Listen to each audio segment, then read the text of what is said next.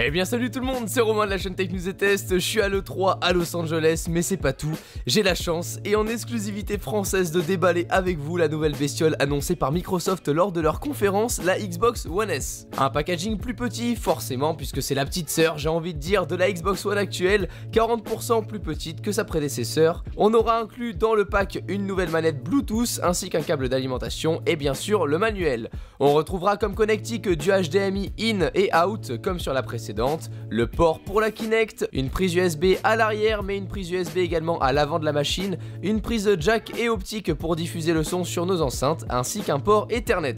Jusque là plutôt classique. La nouveauté est au niveau de son alimentation puisque le bloc que nous avions à l'époque et qui prenait la poussière, toi-même tu sais, a été inséré dans la console cette fois-ci. Les concurrents le faisaient déjà, c'est donc une bonne chose je pense que de s'être mis à jour là-dessus. Le constructeur annonce la possibilité et la compatibilité avec les services de streaming comme Netflix pour visionner de l'Ultra HD, HDR ou pas d'ailleurs et ça c'est cool. Rien ne change au niveau du traitement des jeux vidéo mais le fait qu'à ce prix-là nous ayons un lecteur Blu-ray HDR d'intégrer c'est plutôt la classe. Question design, ça plaît ou pas, personnellement j'aime bien, ça se rapproche un peu de nos box de salon et ce blanc flamboyant m'attire pas mal. La manette reste classique niveau prise en main mais comme je vous l'ai dit, le Bluetooth par contre viendra accompagner ce nouveau modèle en plus du Wi-Fi classique de la Xbox.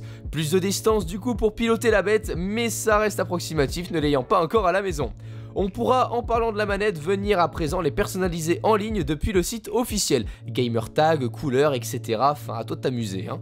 Au niveau du prix du coup et du stockage de cette Xbox One S, on démarrera sur du 500Go pour 300$, 1 Teraoctet pour 349$ et du 2 Teraoctet pour 399$. On va pas se le cacher, si tu joues à 5-6 jeux, personnellement, la 500Go me conviendra parfaitement.